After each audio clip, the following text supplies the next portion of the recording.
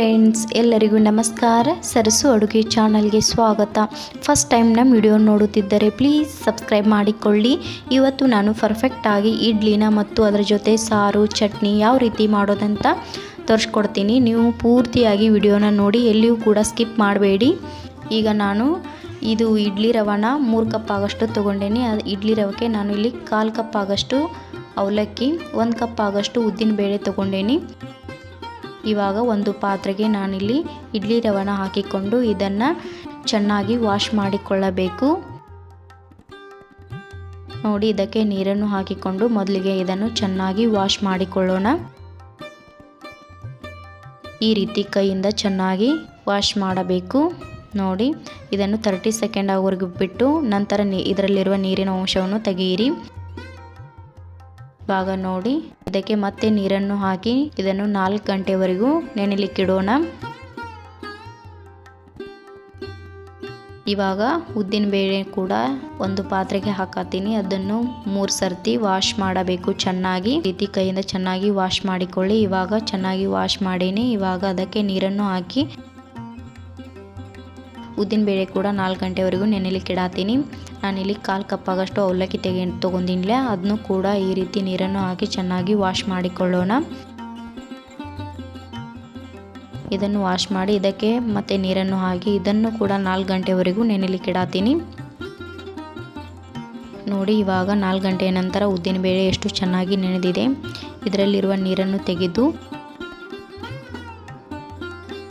ಜಾರ್ಗೆ ಉದ್ದಿನ ಬೇಳೆಯನ್ನು ಹಾಕಿಕೊಳ್ಳೋಣ. ನಾನು ನೆನೆಲಿಕ್ಕಿಟ್ಟಿದ್ದ ಅವಲಕ್ಕಿ ಕೂಡ ಇವಾಗ ಇದಕ್ಕೆ ಮಿಕ್ಸ್ ಮಾಡಿಕೊಳ್ಳಾತೀನಿ. ಅದರಲ್ಲಿರುವ ನೀರಿನ ಅಂಶ ತೆಗೆದು ಈ ಜಾರ್ಗೆ ಹಾಕಿಕೊಳ್ಳೋಣ.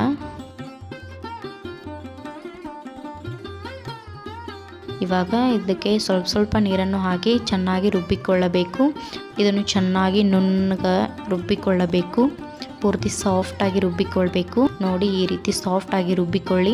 ನೋಡಿ, ಚೆನ್ನಾಗಿ ಸಾಫ್ಟ್ ಆಗಿದೆ. ಇವಾಗ ಅದನ್ನು ಮತ್ತೊಂದು ಪಾತ್ರೆಗೆ ಹಾಕಿಕೊಳ್ಳೋಣ.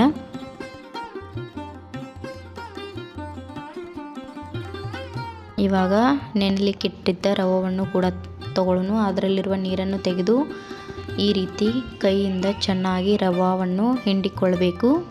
ನೋಡಿ, ಈ ರೀತಿ ನೀರು ಹೋಗುವವರೆಗೂ ಚೆನ್ನಾಗಿ ಹಿಂಡಿಕೊಳ್ಳಿ. ಇವಾಗ ರುಬ್ಬಿಕೊಂಡಿರುವಂಥ ಹಿಟ್ಟಿಗೆ ಇದನ್ನು ಸೇರಿಸಿಕೊಳ್ಳೋಣ. ನೋಡಿ, ಇವಾಗ ಎಲ್ಲವನ್ನು ಇದೇ ಥರ ನಾನು ನೀರನ್ನು ಹೋಗುವವರೆಗೂ ಚೆನ್ನಾಗಿ ಹಿಂಡ್ಕೊಂಡು ಇದ್ರಾಗೆ ಮಿಕ್ಸ್ ಮಾಡೀನಿ. ಇವಾಗ ಕೈಯಿಂದ ಚೆನ್ನಾಗಿ ಮಿಕ್ಸ್ ಮಾಡಿಕೊಳ್ಳಬೇಕು. ನೋಡಿ, ಈ ಹದಕ್ಕೆ ಹಿಟ್ಟು ರೆಡಿ ಆಗಬೇಕು. ಆಗ ಮಾತ್ರ ಇಡ್ಲಿ ಚೆನ್ನಾಗಿ ಬರುತ್ತೆ. ನಾನು ಇದಕ್ಕೆ ಸೋಡಾ ಏನು ಹಾಕ್ತಾಯಿಲ್ಲ. ನೋಡಿ ಎಷ್ಟು ಚೆನ್ನಾಗಿ ಬಂದಿದೆ. ನಾನು ನೈಟ್ ನೆನೆಲಿಕ್ಕಿಟ್ಟಿದ್ದೆ. ಇವಾಗ ಮಾರ್ನಿಂಗ್ ನೋಡಿ ಎಷ್ಟು ಚೆನ್ನಾಗಿ ಉಬ್ಬಿ ಬಂದಿದೆ ಹಿಟ್ಟು. ನಾನು ಇದಕ್ಕೆ ಸೋಡಾ ಹಾಕಿಲ್ಲ, ಏನೂ ಇಲ್ಲ. ನೋಡಿ ಎಷ್ಟು ಚೆನ್ನಾಗಿ ಬಂದಿದೆ.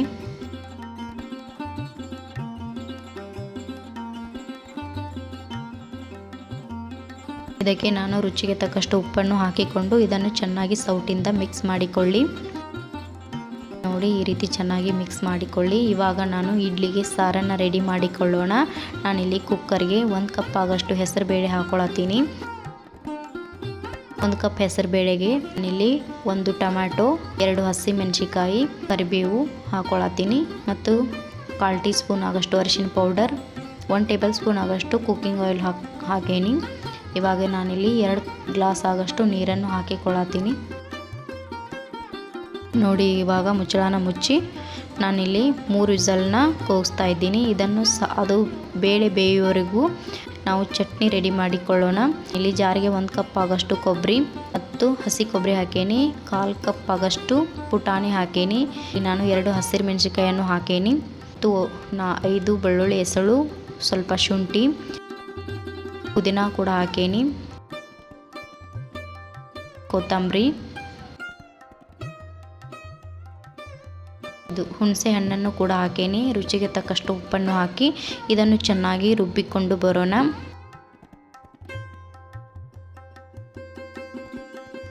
ನೋಡಿ, ಇವಾಗ ಸ್ವಲ್ಪ ನೀರನ್ನು ಹಾಕಿ ರುಬ್ಬಿಕೊಳ್ಳಬೇಕು. ಒಮ್ಮೆನೇ ನೀರು ಹಾಕಬಾರ್ದು.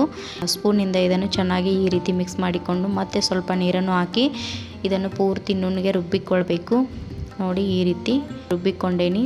ಇವಾಗ ಇದನ್ನು ಮತ್ತೊಂದು ಪಾತ್ರೆಗೆ ಹಾಕೊಳ್ಳೋಣ. ಇದು ಸ್ವಲ್ಪ ಚಟ್ನಿ ಗಟ್ಟಿಯಾಗಿದೆ.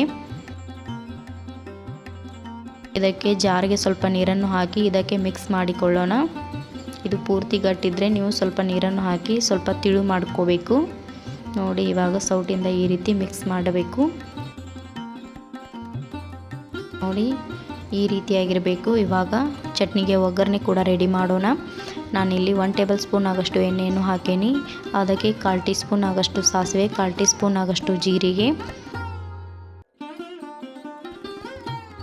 ಕರಿಬೇವು ಮತ್ತು 1 ಟೇಬಲ್ ಸ್ಪೂನ್ ಆಗಷ್ಟು ಉದ್ದಿನಬೇಳೆ, 1 ಟೇಬಲ್ ಸ್ಪೂನ್ ಆಗಷ್ಟು ಕಡಲೆಬೇಳೆ ಇದನ್ನು ಹಾಕಿ ಚೆನ್ನಾಗಿ ಈ ರೀತಿ ಫ್ರೈ ಮಾಡಿಕೊಳ್ಳಬೇಕು. ನೋಡಿ ಈ ರೀತಿ 2 ಒಣಗಿದ ಮೆಣಸಿನಕಾಯಿ ಕೂಡ ಹಾಕೀನಿ. ನೋಡಿ ಇವಾಗ ಇದನ್ನು ಚೆನ್ನಾಗಿ ಈ ರೀತಿ ಫ್ರೈ ಮಾಡಿಕೊಳ್ಳೋಣ. ಇವಾಗ ಈ ಒಗ್ಗರಣೆನ ಚಟ್ನಿಗೆ ಸೇರಿಸಿಕೊಳ್ಳೋಣ. ನೋಡಿ ಇವಾಗ ಚಟ್ನಿ ಕೂಡ ರೆಡಿ ಆಯಿತು.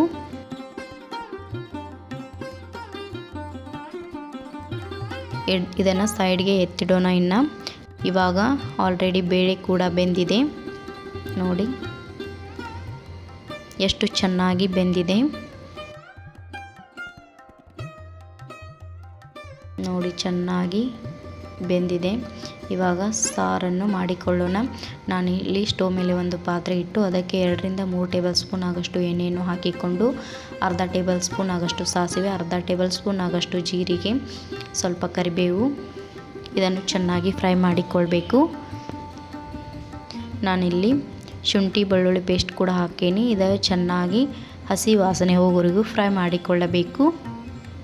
ಇದಕ್ಕೆ ಇವಾಗ ಮಸಾಲೆ ಕೂಡ ಸೇರಿಸಿಕೊಳ್ಳೋಣ. ನಾನಿಲ್ಲಿ 2 ಟೇಬಲ್ ಸ್ಪೂನ್ ಆಗಷ್ಟು ಚಿಲ್ಲಿ ಪೌಡರ್, ಅರ್ಧ table spoon ಆಗಷ್ಟು garam masala, 1 table spoon ಆಗಷ್ಟು ಧನಿಯಾ ಪೌಡರ್ ಮತ್ತು ಸ್ವಲ್ಪ ಅರಿಶಿನ ಕೂಡ ಹಾಕೀನಿ.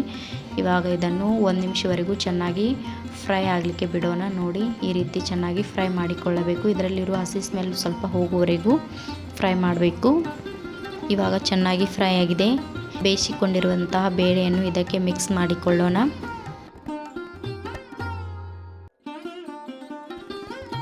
ನೋಡಿ ಈ ರೀತಿ ಚೆನ್ನಾಗಿ ಸೌಟಿಂದ ಮಿಕ್ಸ್ ಮಾಡಿಕೊಳ್ಬೇಕು. ಈ ರೀತಿ ಮಿಕ್ಸ್ ಮಾಡಿಕೊಳ್ಳೋಣ. ಸ್ವಲ್ಪ ಗಟ್ಟಿಯಾಗಿದೆಯಲ್ಲ ಅದಕ್ಕೆ ನಾನು ಕುಕ್ಕರ್ಗೆ ಸ್ವಲ್ಪ ನೀರನ್ನು ಹಾಕಿ ಇದಕ್ಕೆ ಸೇರಿಸ್ತಾ ಇದ್ದೀನಿ. ನೋಡಿ ಈ ರೀತಿಯಾಗಿ ಇರಬೇಕು. ತಿಳುನೂ ಇಲ್ಲ, ಈ ಕಡೆ ಗಟ್ಟಿನೂ ಇಲ್ಲ. ನೋಡಿ ಈ ರೀತಿಯಾಗಿ ಬಂದಿದೆ. ಎಷ್ಟು ಚೆನ್ನಾಗಿ ಬಂದಿದೆ. ನೀವು ಈ ರೀತಿ ಮಾಡಬೇಕು. ನೋಡಿ ಲಾಸ್ಟಿಗೆ ನಾನು ಕೊತ್ತಂಬರಿಯನ್ನು ಹಾಕಿಕೊಂಡು ಚೆನ್ನಾಗಿ ಮಿಕ್ಸ್ ಮಾಡ್ತಾ ಇದ್ದೀನಿ. ನಾನು ಇದನ್ನು ಮೀಡಿಯಮ್ ಫ್ಲೇಮಲ್ಲಿ 2 ನಿಮಿಷವರೆಗೂ ಬೇಯಲಿಕ್ಕೆ ಇಟ್ಟೇನಿ. ಮೇಲೆ ಮುಚ್ಚಳನ ಮುಚ್ಚಿರಿ. ನೋಡಿ ಇವಾಗ 2 ನಿಮಿಷ ಚೆನ್ನಾಗಿ ಬೆಂದಿದೆ. ಇವಾಗ ಇಡ್ಲಿ ರೆಡಿ ಮಾಡಿಕೊಳ್ಳೋಣ. ನಾನಿಲ್ಲಿ ಇಡ್ಲಿ ಪಾತ್ರೆಗೆ 2 ಗ್ಲಾಸ್ ಆಗಷ್ಟು ನೀರನ್ನು ಹಾಕಿಕೊಂಡೇನಿ. ಅದು ನೀರು ಬಿಸಿ ಆಗುವವರೆಗೂ ಬಿಡೋಣ. ಇವಾಗ ನೋಡಿ ನಾನು ಇದಕ್ಕೆ ಆಲ್ರೆಡಿ ಉಪ್ಪು ಕೂಡ ಹಾಕಿಕೊಂಡು ಮಿಕ್ಸ್ ಮಾಡೀನಿ. ಇವಾಗ ಇಡ್ಲಿ ಮನೆಗೆ ಹಿಟ್ಟನ್ನು ಹಾಕಿಕೊಳ್ಳೋಣ. ಮೊದಲಿಗೆ ಇದಕ್ಕೆ ನಾನು ಸ್ವಲ್ಪ ಎಣ್ಣೆ ಹಚ್ಚಿಕೊಂಡು ಈ ರೀತಿ ಇಡ್ಲಿ ಮನೆಗೆ ಎಣ್ಣೆಯನ್ನು ಹಚ್ತಾ ಇದ್ದೀನಿ. ಎಲ್ಲ ಇಡ್ಲಿ ಮನೆಗೂ ಇದೇ ಥರ ಹಚ್ಚಿಕೊಂಡೇನಿ. ಇವಾಗ ಇಡ್ಲಿ ಹಿಟ್ಟನ್ನು ಇದಕ್ಕೆ ಹಾಕಿಕೊಳ್ಳೋಣ. ನೋಡಿ ಈ ರೀತಿ ಹಾಕಿಕೊಳ್ಳಿ. ಈ ಥರ ಎಲ್ಲ ಪಾತ್ರೆಗೂ ನಾನು ಹಾಕಿಕೊಳ್ತೀನಿ. ನೋಡಿ ನೀರು ಕೂಡ ಕುದೀತಾ ಇದೆ. ಈ ರೀತಿ ಕುದಿಯುತ್ತಿರುವಾಗ ಹಾಕಬೇಕು. ನೋಡಿ ಎಲ್ಲವನ್ನು ಇವಾಗ ಕುಕ್ಕರಿಗೆ ಹಾಕ್ತಿದ್ದೀನಿ. ಈ ಡಬ್ಬಿಗೆ ಹಾಕ್ತಾ ಇದ್ದೀನಿ. ನೋಡಿ ಇವಾಗ ಮುಚ್ಚಳನ ಮುಚ್ಚಿ ಬಿಡೋಣ.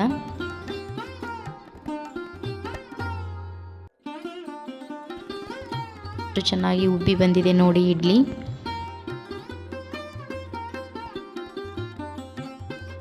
ಸ್ಪೂನಿಂದ ಈ ರೀತಿ ತೆಗೆದುಕೊಳ್ಳೋಣ. ಒಂದು ಪಾತ್ರೆಗೆ ಹಾಕಿಕೊಳ್ಳತೀನಿ. ಎಲ್ಲವನ್ನು ಇದೇ ಥರ ತೆಗೆದುಕೊಳ್ಳೋಣ. ಇದು ಬಿಸಿ ಇರುವಾಗಲೇ ತೆಗಿಬಾರ್ದು. ಸ್ವಲ್ಪ 5 ನಿಮಿಷವರೆಗೂ ಬಿಡಬೇಕು. ಆರಿದ ಮೇಲೆ ತೆಗಿಬೇಕು. ನಾನು ಆಲ್ರೆಡಿ ಕೂಡ ರೆಡಿ ಮಾಡಿದ್ದೆ. ಅದನ್ನು ಹಾಕತ್ತೀನಿ. ಸಾರು ಕೂಡ ಇಟ್ಟೇನಿ. ನೋಡಿ ಇಡ್ಲಿಗೆ ಬೆಸ್ಟ್ ಕಾಂಬಿನೇಷನ್ ಚಟ್ನಿ ಮತ್ತು ಸಾರು ಕೂಡ ರೆಡಿ ಆಗಿದೆ. ನೋಡಿ ಇಡ್ಲಿ ಎಷ್ಟು ಸ್ಪಂಜ್ ಥರ ಬಂದಿದೆ, ಹತ್ತಿ ಥರ. ನೋಡಿ ಸಾರು ಕೂಡ ಪರ್ಫೆಕ್ಟ್ ಆಗಿದೆ. ನೀವು ಕೂಡ ಒಂದ್ಸಲ ಈ ರೀತಿ ಮಾಡಿ ನೋಡಿ. ಇಡ್ಲಿ ಚಟ್ನಿ ಸಾರು ಪೂರ್ತಿಯಾಗಿ ಇದೇ ಥರ ಮಾಡಿ ನೋಡಿ. ಎಷ್ಟು ಚೆನ್ನಾಗಿ ಬಂದಿದೆ. ಸಾರು ಕೂಡ ಕಲರ್ಫುಲ್ ಆಗಿದೆ. ಈ ವಿಡಿಯೋ ಇಷ್ಟವಾದಲ್ಲಿ ಪ್ಲೀಸ್ ಲೈಕ್ ಮಾಡಿ, ಶೇರ್ ಮಾಡಿ, ಕಮೆಂಟ್ ಮಾಡಿ, ಪ್ಲೀಸ್ ಸಬ್ಸ್ಕ್ರೈಬ್ ಮಾಡಿಕೊಳ್ಳಿ. Thank you.